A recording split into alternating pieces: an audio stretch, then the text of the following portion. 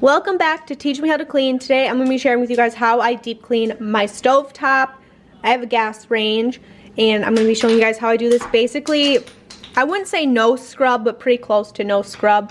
So let's go ahead and get started. All you're going to need for this is some vinegar, baking soda, and we're going to fill our sink with lots of hot water. So let's go ahead and get that started. So we're going to start filling the sink with some hot water.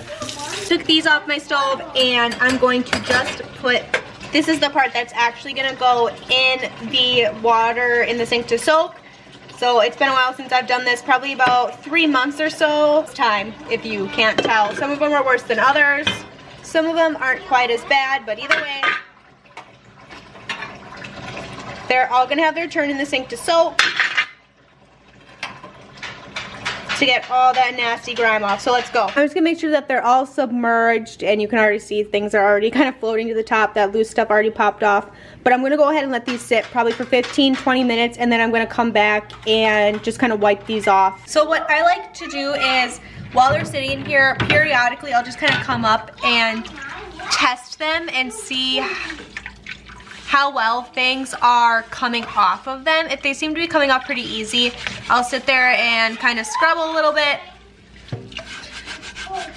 I don't know if you guys can see, but we've definitely still got some spots in here that are looking pretty rough, so I'm gonna put it back in there. But this way, I knock all that loose stuff off and it can continue to soak on those harder areas that are needing a little bit more soaking time.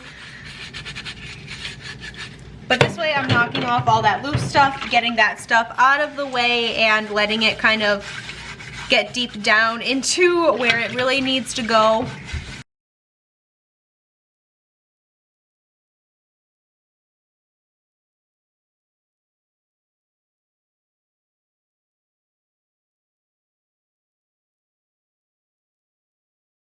I just want to show you guys what this water looks like after soaking. I let them soak for about 30 minutes before I went back with, I went back and forth between a steel wool sponge and then just a regular dish sponge. But everything that's floating in here is what came off. It's not really picking up on camera, but the color of the water is literally like a rust color. It's pretty gross, but just so you guys can see how well that really worked, how well it got everything off. You guys could definitely do the same method for your oven racks. It would totally work. Just like that, your stove grates are clean, your stove top's clean, everything's ready to go, and that's how you clean your stove.